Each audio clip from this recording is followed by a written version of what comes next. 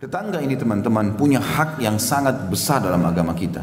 Baik tetangga itu punya hubungan kerabat sama kita atau tidak. Baik kita kenal atau tidak. Seagama atau tidak. Jadi bukan karena tetangga kita Nasrani matiin aja listriknya. Kan Nasrani. Tidak boleh.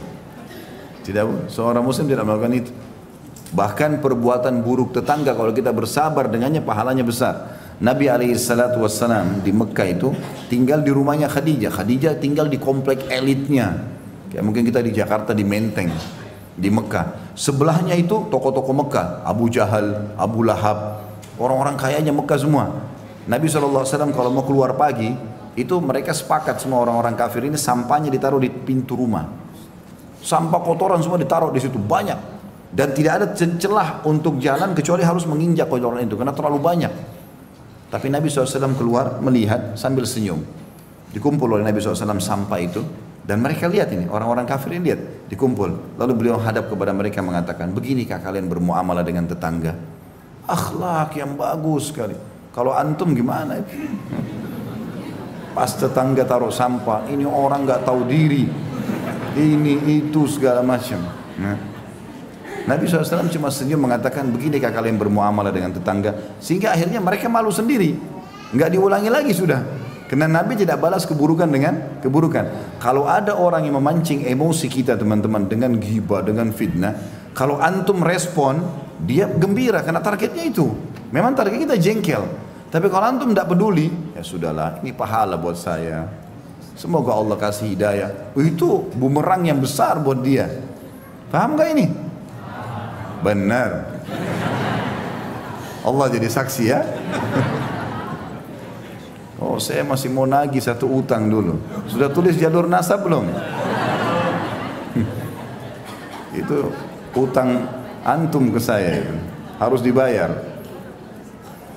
Baik, jadi tetangga ini teman-teman punya hak secara syar'i, baik muslim ataupun non muslim. Ya. Muamalah yang baik dengan mereka itu sampai dalam hadits ini kata Nabi SAW, Jibril setiap kali datang ketemu aku, setiap ketemu selalu mewasiatkan, hai Muhammad sampaikan ke umatmu berbuat baik sama tetangga. Terus saja Jibril mengatakan sampai saya kira akan keluar hukum nanti tetangga dapat warisan. Dapat warisan berarti seperti orang punya nasab. Tapi tentu tetangga tidak dapat warisan ya, cuman saking seringnya diingatkan oleh Nabi SAW, oleh Jibril AS, maka Nabi SAW mengira akan ada warisan. Nanti akan kita jelaskan lebih jauh, masih beberapa bab ke depan masalah tetangga ya. Kita baca dulu kandungan hadis dalam hadis ini. Dikatakan penjelasan tentang besarnya hak tetangga dan keutamaan berbuat baik kepadanya. Apapun sifatnya, memberikan makanan, menegur, tegur sapa, ya, membantu kalau dia lagi butuh bantuan, mengantarnya ke rumah sakit misalnya, membawa barangnya. Membantu apa sajalah yang berhubungan dengan masalah tetangga, karena mereka orang yang paling terdekat. Kalau terjadi sesuatu, naudzubillah, rumah kebakaran, kita lagi safar, ya mereka yang bisa membantu kita, tetangga orang yang terdekat, gitu kan. Bahkan tolok ukurnya, kalau orang itu mau dianggap baik atau tidak, tanya tetangganya, baik nggak dia? Kalau tetangganya bilang, oh bapak itu masya Allah luar biasa, kalau lewat tegur kami, ya tegur sapa, kemudian sering berbagi, orang tahu.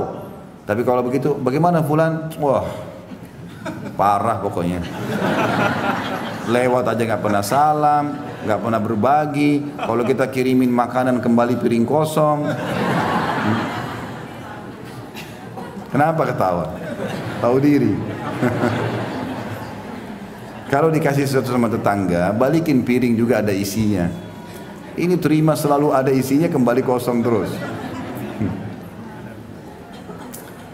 Kemudian yang kedua, boleh berharap besar untuk mendapatkan kemurahan hati jika mendapatkan banyak nikmat, ya. Artinya teman-teman, termasuk bentuk syukur kepada Allah SWT kalau kita punya nikmat kita berbagi, dan orang-orang yang terdekat punya hak itu, termasuk tetangga, baik itu makanan, pakaian, apa saja. Ya, kita mengirim kepada tetangga. Bahkan ada sebuah kaidah syar'i penting. Ya, dalam masalah fikih, al-jaru ahaqqu bisaqabati jari. Tetangga lebih berhak terhadap penawaran tetangganya. Jadi kalau dalam hukum agama, kalau bapak ibu mau jual rumah, mau jual mobil, tetangga dulu ditawarin. Saking pentingnya hak mereka. Kalau mereka sudah tidak mau, baru antum tawarkan ke orang lain. Tetangga dulu, saya mau jual rumah saya, mau beli nggak? Kiri kanan, depan ditanya. Saya mau jual mobil, mau jual motor. Kalau mereka sudah tidak mau, baru antum tawarkan orang lain. Dengan niat menerapkan hukum syariat, dapat pahala itu. Saking besarnya hak mereka sampai mereka yang kita tawarkan terlebih dahulu.